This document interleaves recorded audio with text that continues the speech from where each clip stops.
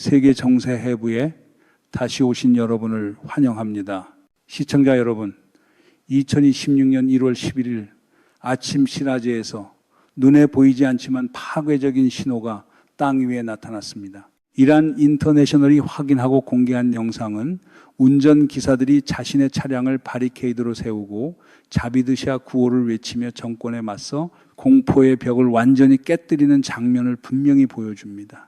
시라즈의 트럭 운전기사들과 지역 상공인 공동체가 고속도로를 봉쇄했을 때 그것은 단순한 임금 인상 요구나 연료 보조금 분쟁 때문이 아니었습니다. 정권의 더 위험하고 더 실존적인 동기, 즉 민족혁명에 대한 연대가 그 핵심이었습니다. 정권의 보안 프로토콜은 완전히 기습을 당한 채 손쓸 틈도 없이 허둥대고 말았습니다. 이 행동은 표준적인 작업 중단이라기보다 조직적이고 동기화된 전술적 물류 사보타주에 더 가까웠습니다. 그리고 아이러니하게도 부당한 러시아 우크라이나 전쟁이 현대전이라는 이름으로 사람과 예산을 끝없이 소모시키는 동안 여기서는 엔진 스위치 하나가 정권의 산소 호흡기를 꺼뜨리는 레버가 되어버렸습니다. 총성과 포탄이 아니라 나는 일하지 않는다 라는 말이 더 무섭게 들리는 순간이 있다는 사실을 역사가 또 한 번 보여주는 셈입니다. 또한 2016년 1월 11일 광범위한 호소가 이어졌습니다. 트럭 운전기사들이 파업을 시작했고 도로에서 보이는 트럭을 불태우겠다고 위협했다는 보고도 나왔습니다. 이것은 물류 위기를 촉발할 수 있지만 실제로 어디까지 벌어질지는 불확실합니다. 다만 이 발언 자체가 파업의 격화를 암시합니다. 고속도로를 가로막은 대형 트럭들은 단지 교통을 멈춘 것이 아닙니다. 남쪽에서 북쪽으로 이어지는 정권의 물류회랑 전체를 거의 넘기 어려운 물리적 장벽으로 끊어놓았습니다. 파업은 2016년 1월 11일부터 테헤란과 인근 지역에서 더욱 뜨거워졌습니다. 테헤란의 그랜드 바자르 상인들의 동맹 파업이 트럭 운전 기사들의 참여와 합쳐지며 수도의 운송 경로가 마비되었습니다. 이 상황은 식료품과 연료 부족을 낳아 사람들의 일상에 직접적인 타격을 주었습니다. 항의가 거세지자 정권은 인터넷 차단을 시행했지만 파업은 계속되었습니다. 테헤란과 주변에서 확인되는 파업 신호는 제한적입니다.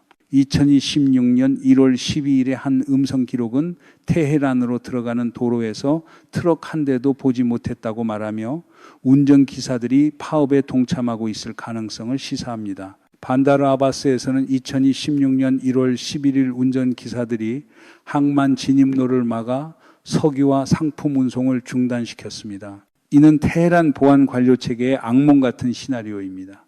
왜냐하면 무기를 든 집단이 거리에 나온 것이 아니기 때문입니다. 수십만 명이 그저 나는 일하지 않는다라고 말하고 있을 뿐입니다. 그리고 그들이야말로 경제를 등에 지고 가는 사람들입니다.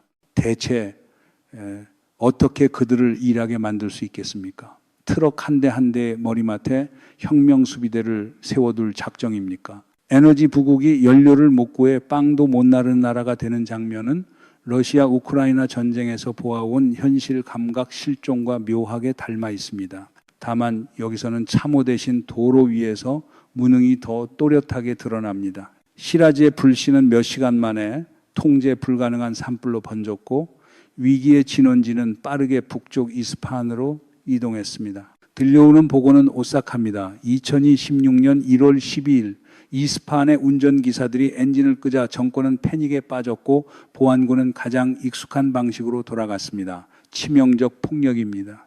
현장에서 확인된 이란 와이어 보고에 따르면 최소 2명의 트럭 운전기사가 차량 이동을 거부하고 도로를 비우라는 보안군의 명령에 저항하는 과정에서 충돌 끝에 사망했습니다. 그러나 이 폭력은 정권이 기대한 후퇴를 만들지 않았습니다. 오히려 분노에 기름을 부어 파업을 경제적 권리 투쟁에서 피해 원한 생존의 싸움으로 바꿔놓았습니다.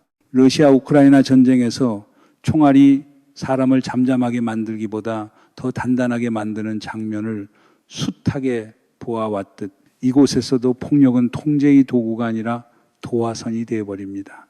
이스파한을 이해한다는 것은 이 위기의 규모를 이해하는 것입니다. 이곳은 이란의 문화 중심지일 뿐 아니라 군사와 산업의 심장부이기도 합니다. 우라늄 농축시설에서 철강 공장, 석유화학 단지에서 방산 생산 라인까지 모든 것이 이 지역에 집중되어 있습니다. 분석가로서 저는 결론을 내려야 합니다. 왜 정권은 무장하지 않은 시위에 치명적을 구화를 사용합니까? 답은 단순합니다. 두려움입니다. 이스파한의 공장으로 들어가는 원자재 흐름과 공장에서 나오는 완제품 흐름이 멈추는 순간 이란 경제의 산업다리는 괴사하기 시작합니다. 정권은 그 동맥을 열어두기 위해 피를 흘릴 준비가 되어 있습니다. 그러나 2019년 연료 시위 같은 역사적 사례는 파업 노동자에게 발포하는 것이 행동을 억누르기보다 오히려 급진화시킨다는 점을 보여줍니다. 희생된 운전기사들이 운동의 순교자가 되면 지금까지 망설이던 다른 운전기사들까지도 보복의 동기로 시동을 끄게 될 것입니다. 그것은 이스파한 산업과 공장의 생산이 약 50% 감소하고 공장 가동이 멈추며 수천 명의 새로운 분노가 실업의 대열에 합류한다는 뜻입니다. 시라즈,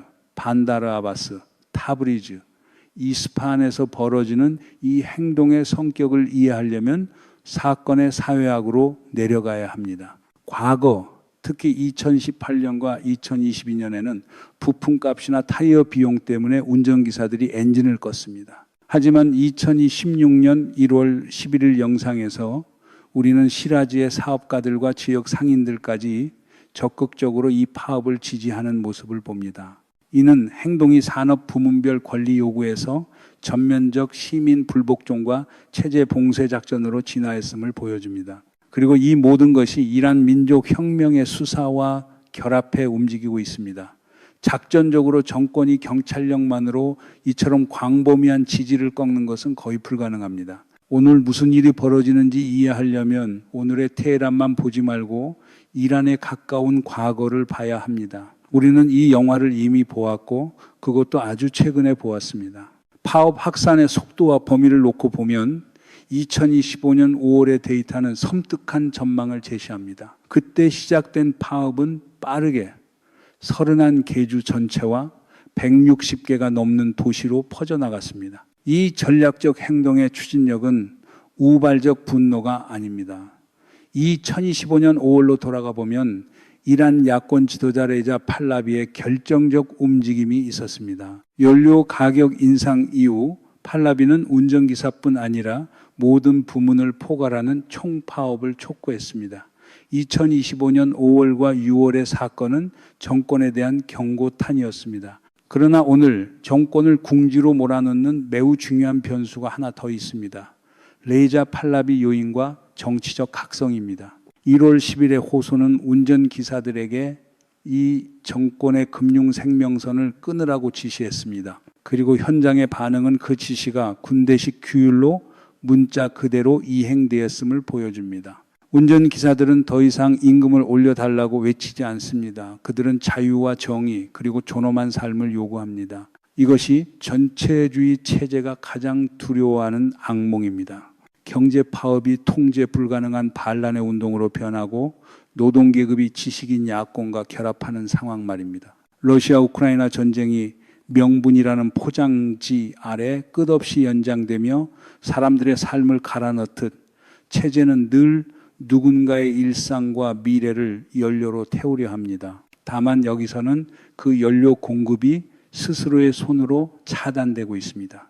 정권의 통상적 대응은 체포와 위협입니다. 그러나 현장 보고에 따르면 운전기사들은 죽음과 투옥의 위협에도 물러서지 않았고 석유화학과 철강 같은 다른 노동 집단도 합류할 조짐을 보입니다. 공포의 임계점이 넘어섰습니다. 운전기사들은 잃을 것이 없다는 것을 알기에 자신의 차량을 정권에 맞선 바리케이드로 쓰고 있습니다. 이는 탄압이 곧 복종이라는 정권의 방정식이 무너진 순간을 알리는 신호입니다. 이 위기가 이란 국경, 특히 튀르키예와 이라크 관문으로 번지는 양상은 또 하나의 전략적 분기점입니다. 타브리즈와 북서부 지역에서 들어온 이미지는 튀르키예, 국경으로 향하는 도로에 수 킬로미터에 이르는 트럭 대기 행렬을 보여주거나 반대로 도로가 완전히 텅 비어 있는 모습을 보여줍니다. 2025년 5월 하루에 만천대의 통과를 흔들었던 유사한 국경 위기가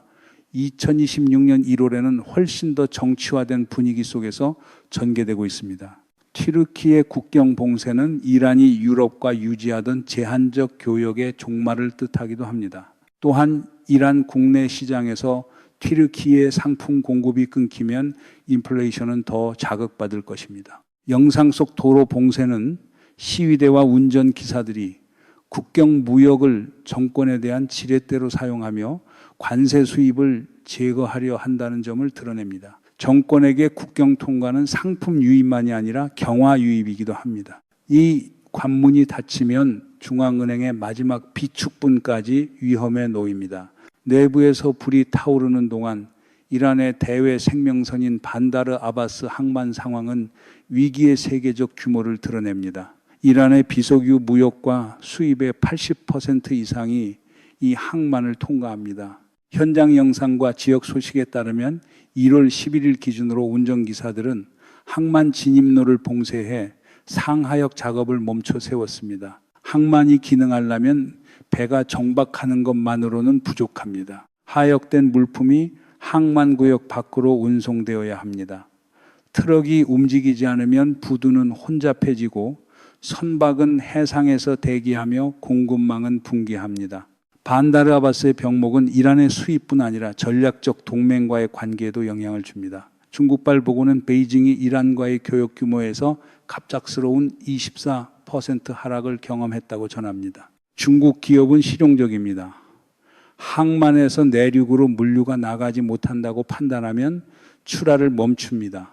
이는 이란의 가장 큰 외화 원천도 마르기 시작한다는 뜻입니다. 이 상황은 도널드 트럼프가 이란과 거래하는 국가들의 추가로 25% 관세를 부과하겠다고 위협한 시점과 맞물려 전개됩니다. 트럼프의 외부 금융 봉쇄와 트럭 운전기사들의 내부 물류 봉쇄가 결합하면 이란 경제에는 완벽한 폭풍이 형성됩니다. 인도 같은 에너지 의존 국가조차 미국 시장을 잃지 않기 위해 그리고 이란 내부 물류 불확실성에 휘말리지 않기 위해 한 발 물러서는 모습입니다. 이것이 이란의 외환 보유고 고갈을 가속할 가장 치명적인 요인입니다. 러시아 우크라이나 전쟁이 각국의 편을 고르라고 강요하며 경제에 신경을 조여왔다면 이제 이란은 바깥과 안쪽에서 동시에 조여오는 압박을 견뎌야 합니다. 누군가의 전쟁은 누군가의 밥상에서 시작해 누군가의 통장에서 끝납니다. 러시아와의 관계도 냉각될 위험이 있습니다. 모스크바는 제재를 우회하기 위해 이란을 통과하는 북남 회랑에 기대를 걸었습니다. 그러나 이란 고속도로 파업은 러시아 상품이 페르시아만에 닿는 것을 막고 있습니다. 러시아 상인들이 겪는 차질은 크렘린이 테헤란을 신뢰할 수 있는 파트너로 보는 시각을 약화시킬 수 있습니다. 이란은 전략적 입지를 자랑하던 나라에서 물류 위험지대로 변하고 있습니다. 물류 위기의 가장 무서운 시나리오는 대도시의 굶주림입니다. 인구가 1,500만 명에 가까운 테헤란 같은 메가시티는 매일의 식량과 연료 공급에 의존합니다. 테헤란으로 들어가는 도로에서 트럭 한 대도 보이지 않는다는 음성 기록과 보고는 수도가 포위 상태에 놓였음을 시사합니다. 이는 군사적 포위가 아니라 공급망 붕괴로 인한 사실상의 고립입니다. 이 상황이 72시간을 넘기면 어떻게 될까요? 마트 진열대는 비고 주유소에는 줄이 서며 암시장이 시작될 것입니다. 이미 40%를 넘는 인플레이션은 공급 충격과 함께 초인플레이션으로 치달을 수 있습니다. BBC는 제재가 사람들에게 남긴 파괴적 영향을 이미 기록한 바 있습니다. 여기에 결핍 심리가 더해지면 정치에 무관심하던 군중조차 빵을 위해 테헤란 거리로 나서게 되는 것은 피할 수 없습니다. 지금 이 순간에도 신선한 채소는 테헤란 시장에 닿지 못하고 밀가루는 식료품점에 닿지 못하며 연료는 주유소에 닿지 못하고 있습니다. 트럭 운전기사들이 나르던 모든 짐은 정권의 안정 그 자체였습니다. 이제 그 짐들이 길 위에서 썩어가는 동안 도심의 가격은 시간 단위로 치솟고 있습니다. 결핍 경제는 시위에 참여하지 않고 집에 머물든 회색지대 시민들까지도 거리로 내몰 것입니다. 배고픔은 두려움보다 강한 동기이기 때문입니다. 러시아 우크라이나 전쟁이 사람들에게 전선의 공포를 가르쳤다면 여기서는 빈 냉장고의 공포가 정치의 속도를 결정합니다. 그리고 그 공포는 어떤 선전보다 빠르게 사람을 움직입니다. 트럼프는 이란과 거래하는 어떤 나라든 추가로 25% 관세를 부과하겠다고 밝힙니다. 이 위협은 베이징을 현실로 끌어내렸습니다. 부동산 위기와 경기 취약성에 시달리는 중국으로서는 붕괴하는 신정체제를 위해 미국 시장을 희생할 수 없습니다. 워싱턴 주재 중국 대사관의 약한 비난을 제외하면 이란은 전략적 고립 속에 남겨졌습니다. 오늘 밤 이란은 전화기 반대편에서 아무도 찾지 못할 것입니다. 중국은 오래전에 이란을 희생 가능한 말로 계산해 두었습니다. 이란 리알이 미국 달러 한 달러당 140만 수준으로 추락하고 경제가 붕괴하는 것은 그 고립의 가장 구체적인 신호입니다. 숫자가 커졌다고 부자가 된 게 아니라 돈이 가벼워졌다는 사실을 알리는 방식이 이렇게 잔인할 수도 있습니다. 러시아 우크라이나 전쟁이 국가의 자존심을 말하며 통화를 태워버렸듯 여기서도 대가는 늘 시민의 지갑으로 돌아옵니다. 더 큰 그림에서 트럼프의 계획은 단순한 처벌이 아니라 외과적 정리에 가깝습니다. 베네수엘라에서 마두로를 제압했던 전설적 델타 포스 팀이 중동으로 이동했다는 정보 보고는 하메네이와 장성들의 잠을 깨우고 있습니다. 이는 체제 교체라는 수사 너머의 이야기입니다. 지도부를 물리적으로 제거하는 시나리오입니다. 미국 항공기가 공중에서 대기하는 동안 진짜 균열은 이란 내부의 군복 안에서 벌어지고 있습니다. 정규군 아르테시와 정권 충성 세력인 이슬람 혁명수비대 IRGC 사이의 역사적 반목은 내전으로 번질 문턱에 와 있습니다. 일부 병영에서 병사들이 시민에게 발포를 거부했고 지휘 체계가 붕괴했다는 정보도 들어옵니다. 그 혼란 속에서 망명 지도자 레자 팔라비가 역사적 발언을 내놓았습니다. 그는 이란으로 돌아갈 준비가 되어 있으며 군 내부의 애국적 요소들과 협력하겠다고 말했습니다. 팔라비는 미국의 폭격을 침공이 아니라 정권의 목을 자르는 해방 작전으로 규정합니다. 미국이 참수 타격을 감행해 IRGC의 지휘센터를 파괴한다면 정규군 아르테시가 쿠데타를 일으켜 정권을 접수할 수 있다는 시나리오입니다. 이것이 트럼프가 말하는 마두로 전술과 맞닿아 있습니다.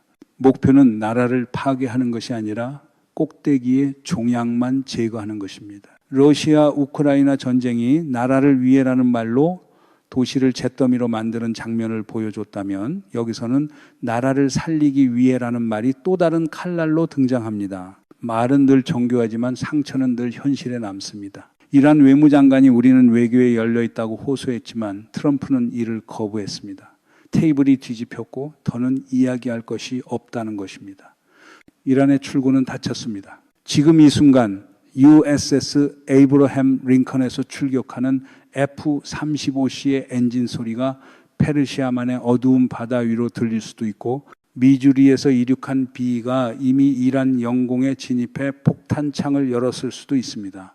저는 모릅니다. 제가 아는 것은 외교가 막다른 길에 다다랐고 방아쇠가 당겨졌다는 사실뿐입니다. 이란의 500발 미사일이 먼저일까요? 아니면 미국의 기술적 대형 해머가 먼저일까요? 어느 쪽이 선수를 치든 내일 아침 눈을 뜨면 우리는 완전히 달라진 중동의 지도를 보게 될 것입니다. 그리고 러시아 우크라이나 전쟁이 이미 증명했듯 지도가 바뀌는 순간 가장 먼저 바뀌는 것은 사람들의 삶이며 가장 늦게 책임지는 것은 늘 결정권자들입니다. 정권의 마지막 밤이 시작되었습니다.